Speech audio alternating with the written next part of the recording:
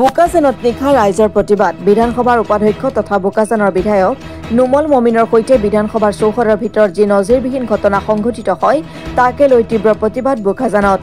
এই লজ্জাজনক ঘটনাৰ উচিত তদন্তৰ দাবীৰে উত্তাল বোকাজানৰ ৰাজপথ। বিজেপিৰ দলীয় কৰ্মী তথা বোকাজানৰ স্থানীয় লোকসকলৰ তীব্ৰ প্ৰতিবাদ। বোকাজানৰ বিধায়কগৰাকীক সহ বিধায়ক নুৰুল হুদাৰ এই বৰ্বৰ আক্ৰমণত আঘাতপ্ৰাপ্ত হোৱাৰ ঘটনাক তীব্ৰ গৰিহণা প্ৰতিবাদকাৰীৰ। নুৰুল হুদাৰ প্ৰতিমূৰ্তি উদ্ধাৰ কৰে আৰু ইফালে বোকাজানত ক্ষোভিত হৈ পৰিছে ৰাইজ। আজি এই প্ৰটেষ্ট হোৱাৰ কাৰণ হ'ল আজি আমি দেখিব পাইছোঁ আসাম লেজিসলেটিভ এছেম্বলি যেটো আমাৰ ডেমক্ৰেচিৰ এটা পবিত্ৰ স্থল বুলি জনা হয়। এইটো আসাম লেজিসলেটিভ এছেম্বলি যিজন আমাৰ local MLA plus deputy speaker of Assam legislative doctor Numal মমিন ছাৰক আজি কংগ্ৰেছৰ এজন MLA নুৰুল হুদায়ে এটেক কৰিছে আৰু এটেক ইমান হাৰ্মফুল আছিলে যে তেওঁৰ লেফ্ট হেণ্ডটো ইনজাৰ্ড হৈ কিনে গোটেই ব্লিডিং হৈছে আৰু লগতে ইমাৰ্জেঞ্চি মেডিকেল ট্ৰিটমেণ্ট অসম বিধানসভাতে ল'বলগীয়া হয়। আজি আমি এই ঘটনাটো যিটো নুৰুল হুদায়ে যিটো এটা দুষ্টামি কৰিছে, যিটো এটা এটেক কৰিছে আমাৰ ৰেছপেক্টেড ডক্টৰ নুমল মমিন ছাৰক আমি তীব্ৰ গৰিহণা কৰোঁ আৰু আমি লগতে আমাৰ অসম গভৰ্ণমেণ্টক আমি ৰিকুৱেষ্ট কৰোঁ যে তেখেতৰ ওপৰত নুৰুল হুদাৰ ওপৰত এটা ডিচিপ্লিনাৰী একশ্যন হওক আৰু লগতে যিটো ক্ৰাইম চাৰ্জেছ যিটো মানুহক এনেকৈ এটেম্প টু মাৰ্ডাৰ নিচিনা এটা এটেক কৰোঁতে যি হয় এইবিলাক গোটেই চাৰ্জেছ লগাবলৈ আমি অসম গভৰ্ণমেণ্টক আমি অনুৰোধ কৰোঁ। আৰু লগতে আজি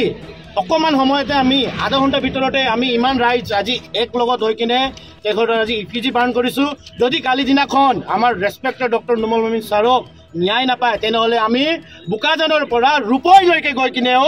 আমি তেখেতৰ কাৰণে জাষ্টিছৰ কাৰণে আমি মাং কৰোঁ আৰু লগতে নুৰুল হুদাক একদম ষ্ট্ৰং একশ্যন ল'বলৈ আমি অসম গভৰ্ণমেণ্টক ৰিকুৱেষ্ট কৰিছোঁ। আৰু যদি গভৰ্ণমেণ্টে কালি দিনা দিবলৈ মানে সফল নহয় তেনেহ'লে বোকাজান ৰাইজ আমি ৰূপৈ নগাঁও গৈ কিনে আমি একশ্যন ল'ম তেখেতক আমি ওলাই আনোঁ। আজি আমাৰ এই কাৰ্যসূচীত আপোনালোকে অংশগ্ৰহণ কৰিছে।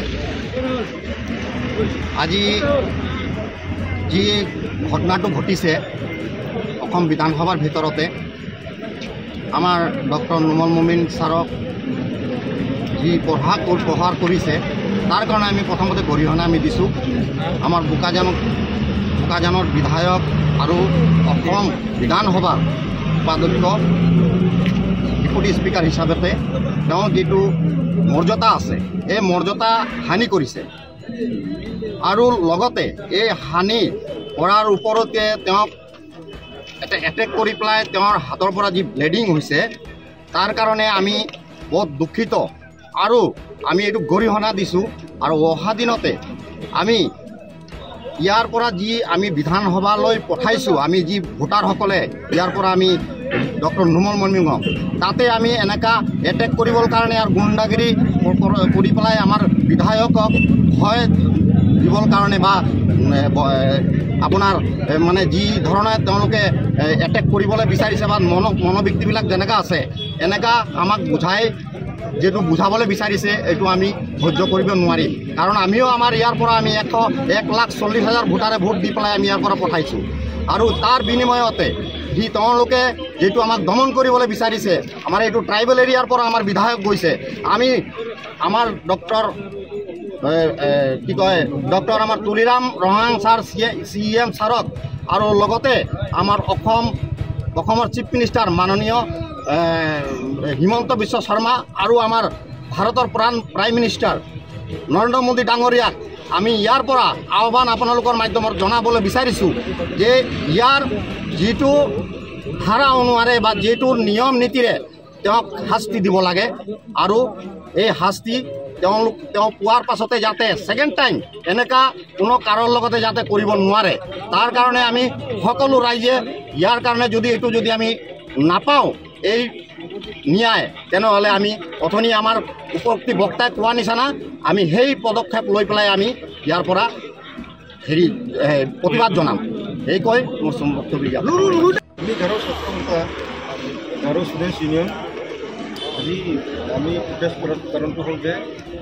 নুৰুল হুদা যোনে বিধায়ক কংগ্ৰেছৰ সি মানে আমাৰ MLA ডক্টৰ নুমল মমিন plus deputy speaker Assam assembly তেখেতক মানে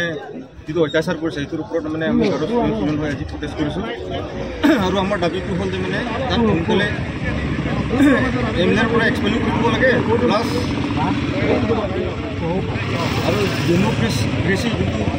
এইটো মাৰ্ডাৰ কৰিছে সেইকাৰণে তাক জেলত পঠাই দিব লাগে এইটো আমাৰ দাবী তাৰপিছত যদি সি ইমানেই যদি বেয়া পাইছে সি প্লেটফৰ্মত আহি কিনে ডিবেট কৰিব লাগিছিলে তাক